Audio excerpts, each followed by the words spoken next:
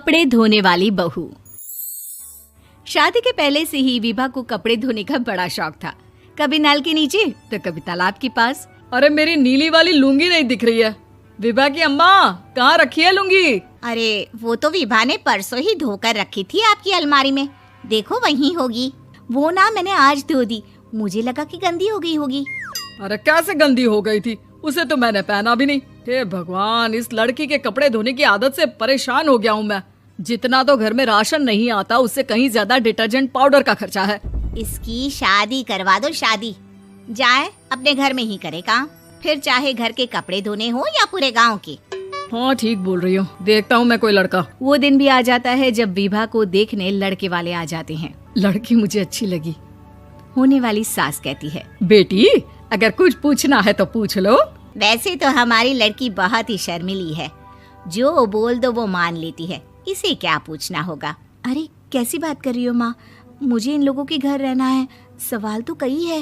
हाँ हाँ बेटा पूछ लो ना, क्या पूछना है। आप लोगों के घर कपड़े कौन धोता है? सास का मुंह बन जाता है। देखो अगर तुम ये कहना चाहती हो कि तुम्हें कपड़े धोने नहीं आते तो सुन लो, कपड़े मैं ही धोती हूँ, लेकिन तुम्हारे आ जाने के बाद मैं रुमाल तक नहीं धोऊंगी। अरे चुप रहना भाग्यवान, बहू बेचारी घर आई नहीं, उसे डराना शुरू कर दिया। वो क्या है ना बिटिया, अभी तक तो ये कल्लू की माँ ही धोती थी, लेकिन अब तुम्हारे पापा तो दहेज में वॉशिंग मशीन देंगे ही। तभी विभा की माँ बोल पड़ती है, सवाल भी पूछा तो क्या। वैसे भाई साहब, मशीन की तो फिर भी कपड़े धोने की कैपेसिटी होती है। मतलब जो बिटिया दे रहे हैं ना विभा, इसे कपड़े धोने का बहुत शौक है। ये आप लोगों के क्या, आस पड़ोस गांव मोहल्ले सबके कपड़े धो दे और उफ तक ना करे। बाहर देखा नहीं आपने कितने कपड़े सूख रहे हैं, सब हमारी बिटिया ने ही तो धोए हैं। बस भी करो ना माँ, शर्म आ रही इतनी तारीफ सुनकर। और तो और एक दाग निकाल कर दिखाओ तो मान जाऊं। हाँ अच्छा माफ करना बेटा, मैंने गलत समझा, हमें तो रिश्ता बहुत पसंद है। और ऐसे जुड़ जाता है रिश्ता कपड़े धोने का शौक रखने वाली विभा का। उसकी शादी हो जाती है कोयला फैक्ट्री में काम करने वाले कल्लू के साथ। शादी के बाद अचानक विभा चिल्लाती हुई सास के पास आती है। सासू माँ, अरे सासू माँ कहाँ है आप? ये तो धोखा है, धोखा दिया आप लोगों ने मुझे। इसे ससुर के चक्कर के बारे में पता चल गया। अरे तो उसमें तुझे क्यों धोखा मिला है? अरे नल में पानी नहीं आता, कपड़े कैसे कब धुलेंगे?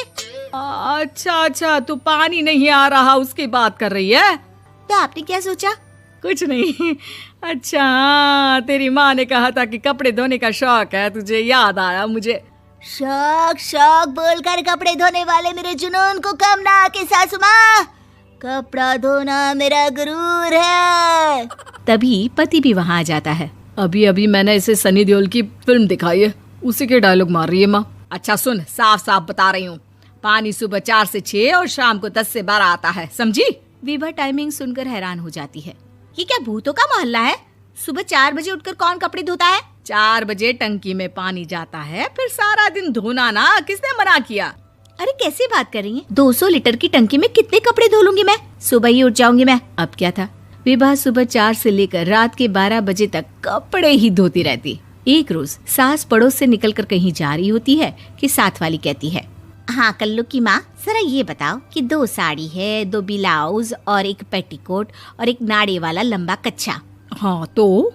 अरे तो क्या, कितना लोगी धुलाई ये बताओ। धोबन दिख रहे हैं हम क्या? हमारे पति सरकारी नौकरी से अभी रिटायर हुए हैं और बेटा सुपरवाइजर है कोयला फैक्ट्री में। धोबन समझ रखा है हमें? हाय रे कल्लू की अम्मा, माफ कर दो, वो तो मोहल्ले में यही सब बता रहे थे कि तुमने बहू को कपड़ा धुलवाने के काम में लगा दिया है। सास को पड़ोसन की बात सुनकर गुस्सा आ जाता है। वो घर पहुंचती है जहां घर के बाहर ही इतने सारे कपड़े सूख रहे होते हैं जितने कि किसी धोबन के घर पर। अरे ओ कल्लू की दुल्हन, बाहर निकल। माँ जी यहीं आ जाओ, बाथरूम में चादर धो रहे हैं हम। अरे अभी हम धोते हैं, तुमको बाहर निकलो। ये आस पड़ोस वाले बोल रहे हैं कि हम बहू से कपड़े धुलवा कर उसे कपड़ा धोने वाली बना दिए हैं। अरे छोड़ो ना माँ जी, किन लोगों की बातों में आती हो? आस पास के लोगों का तो काम ही होता है कि वो किसी तरह सास बहू को लड़ा दे। बहू सारे घर के कपड़े धोती है, ये क्या कम है? बोलिए। सास को भी लग जाता है कि वो बहू का ये सनकीपन नहीं छुड़वा सकती, इससे अच्छा है कि खुद ही चुप हो जाए। एक रोज सास और बहू मंदिर जाते हैं, जहाँ सास की साड़ी वहाँ खड़ी भीख मांगने वाली से मिलती है। माँ जी क्या बात है, आपकी साड़ी उस भिखारन से कितनी मिल रही है ना? हाँ हाँ देखो तो, दोनों की साड़ी मिल रही है। क्या बात है कल्लू की अम्मा, तुम खुद को तो अफसर की बीवी बताती हो और ऐसी सिंपल सी प्लेन साड़ी पहनकर घूमती हो। सिंपल और प्लेन नहीं है ये साड़ी। तो क्या सोने के धागे से फूल बने हैं? कुछ भी सासू माँ, कुछ भी। हाँ बने थे इस साड़ी में सोने के धागे से फूल। मेरे पति लेकर आए थे मद्रास से स्पेशली मेरे लिए 10,000 की। ताहे भाई साहब इस भिखारन के लिए भी सेम टू सेम साड़ी लेकर आए होंगे 10,000 की। सास उस वक्त तो कुछ नहीं कहती, लेकिन बहू के साथ घर आती है और अलमारी से एल्बम निकाल कर लाती है। ये साड़ी देख रही है, ये वही साड़ी है जिसे मैंने अभी पहना था। इस साड़ी में ये जो चमकदार फूल दिख रहे हैं ना, ये सोने के धागों से काढ़े गए हैं। लेकिन तू लोकल वॉशिंग मशीन ब्रश से घिस घिस कर सारे फूलों को निकाल कर साड़ी प्लेन कर दी। मुझे माफ कर दीजिए सासू माँ। और तो और, जब मैंने तुझे तेरी गलती के लिए कुछ नहीं कहा, लेकिन तूने तो सबके सामने मेरा मजाक ही बना दिया। क्यों? बहू को समझ में आ जाता है कि अब से उसका कपड़े धोना बंद।